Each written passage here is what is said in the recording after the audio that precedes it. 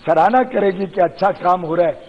कभी कभार तो शायद राजनीति से उठ के भी हमने देखना चाहिए क्या अच्छा काम हो सकता है, कैसे हम उसमें भी योगदान दे सकते हैं। परंतु अगर टीका टिप्पणी करनी है तो इतना मैं बता दूं कि कोई ऐसा विषय नहीं है जिसपे मैं अच्छी तरीके से जवाब देके समझा सकता हूं सबको कि कैसे पुराने जमाने में काम होता था और कैसे आज होता है।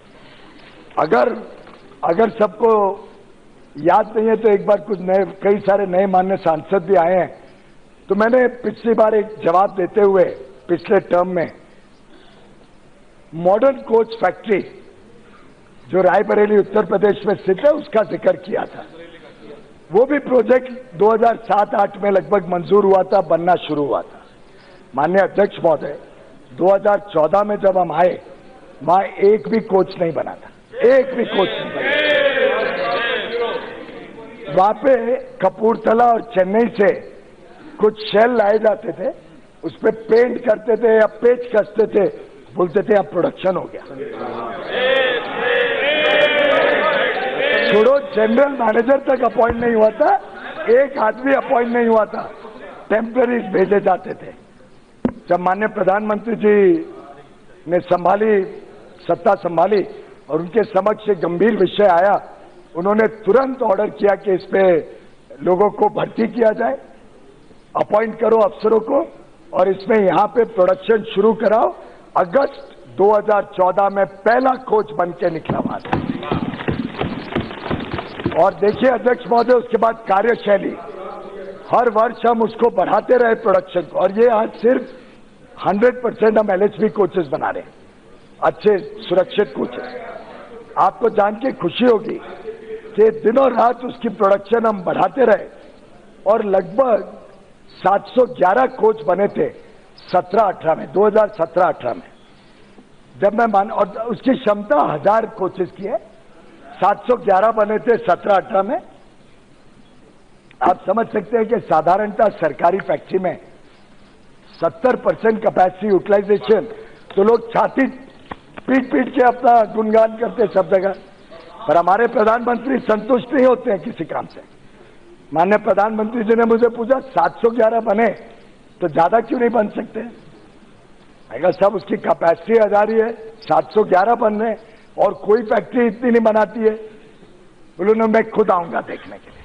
माननीय प्रधानमंत्री जी MCF गए, उन्होंने पूरी फैक्ट्री का पूरा राउंड लिया, कर्मचारियों से मिले, हमारे नौजवान इंजीनियर से बातचीत की और उन्होंने दिशा निर्देश दिया अगले वर्ष इस फैक्ट्री की प्रोडक्शन को डबल किया जाए।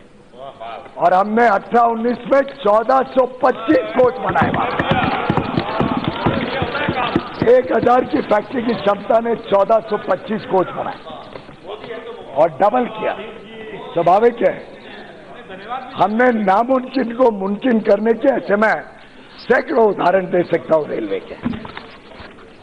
वैसे ये अलग बात है कि अगर हम इस पे और निवेश करें, इसमें और एक टेक्नोलॉजी लाएं, जो हमारी कल्पना है, जिसके कारण हमने सोचा इसको कॉर्पोरेटाइज करें, नई टेक्नोलॉजी लाएं, नया निवेश लाएं, तो हम चाहते हैं कि रायबरेली स्थित फैक्ट्री 5000 की क्षमता की फैक्ट्री बने, विश्व की सबसे बड़ी फैक्ट्री।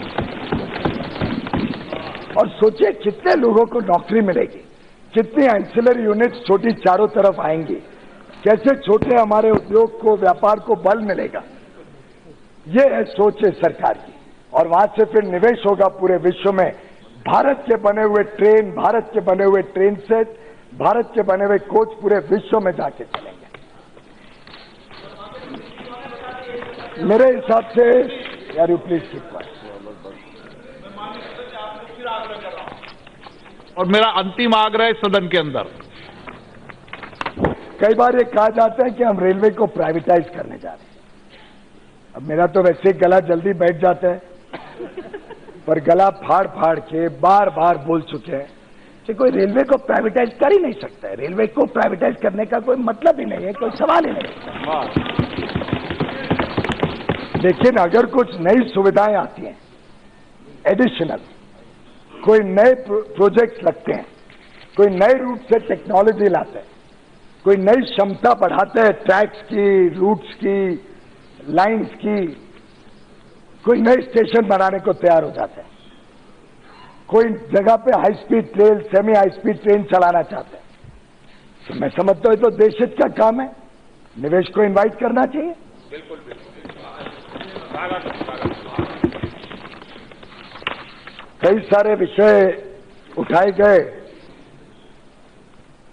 एक विषय मैं जरूर बताना चाहूंगा माननीय सदस्यों को आपके माध्यम से, अध्यक्ष जी, हमारी सरकार ने संरक्षण और सुरक्षा इन दोनों को प्रमुख उद्देश्य रख के काम किया। 2009-10 में अगर एक उदाहरण के लिए लूं, क्योंकि कई माननीय सदस्य उस पार्टी से आते हैं जिनकी नेता तब रेल मंत्री थी, तब 2009-10 में 2107 करोड़ रुपए रेलवे में सिक्योरिटी, महिलाओं की, बच्चों की, यात्रियों की सिक्योरिटी में, सुरक्षा पे खर्च होता था। इस वर्ष हम 5690 करोड़ लगभग खर्चा करने वाले हैं सिर्फ यात्रियों की सुरक्षा के। इतना बड़ा बदलाव है।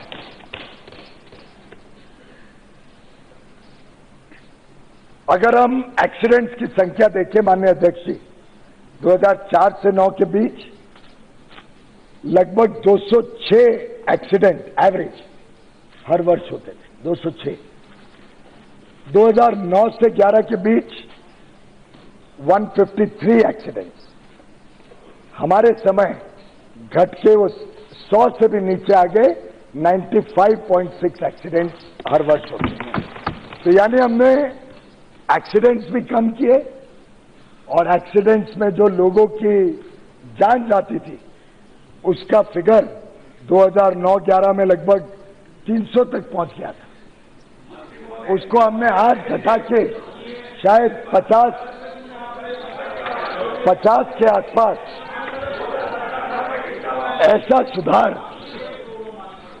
ऐसा सुधार शायद रेलवे ने पहले कभी नहीं देखा होगा।